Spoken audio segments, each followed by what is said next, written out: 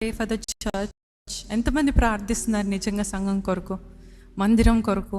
మనకి సొంత స్థలం, సొంత ల్యాండ్, ఎకర్స్ ఆఫ్ ల్యాండ్స్ మాకు అవసరం లేదు.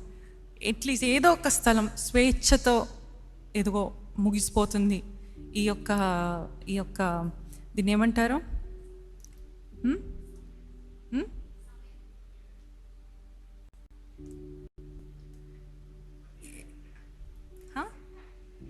అగ్రిమెంట్ మైకేల్ గారికి గుండెలో అగ్రిమెంట్ ఎప్పటి నుంచి? డిసెంబర్ నుంచే స్టార్ట్ అయిపోయింది పాపం మైకేల్ గారికి. ఏంటంటే అగ్రిమెంట్ ముగిసిపోతుంది. మార్చ్ లాస్ట్లో ఉన్నాం.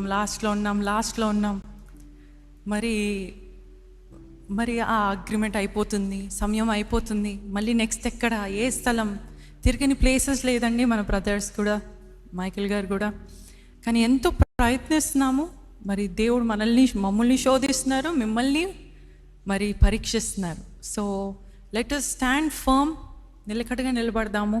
కానీ దేవుని మందిరాన్ని మట్టుకు మనం నిర్లక్ష్యపరచొద్దు. పెట్టట్లేదు కదా, ఇంక నేను ఈ స్థలం కాదు కదా, ఈ స్థలం అయితేనే మేము వస్తాం, లేకపోతే రాము అని అంటే మనమే దీవెనలు కోల్పోతూ ఉంటాం. We will be the failures. So మనం ఎక్కడ పెట్టినా దయచేసి మీరు శ్రమ తీసుకొనైనా, ఏదైనప్పటికీ మీరు ఏదైనా రిలేటివ్స్ పెళ్ళి అనుకోండి, ఏదైనా ఊర్లో పెళ్ళి అనుకోండి, లీవులు పెట్టి ప్రిపేర్ అయ్యి బట్టలు కొనుక్కొని టికెట్లు ముందే బుక్ చేసుకొని ఎంత దూరమైనా ట్రైన్లు పట్టుకొని వెళ్తారే. మరి దేవుని సన్నిధి మరి ఎంత దూరమైన దేవాని కొరకు నేను వస్తానయ్యా, ఎంత త్యాగమైనా, ఎంత యాగమైనా, ఎంత ఖర్చు అయినా దేవా నీకన్నా ఎక్కువ ఏంటి అని మనం ముందు అడుగు వేస్తే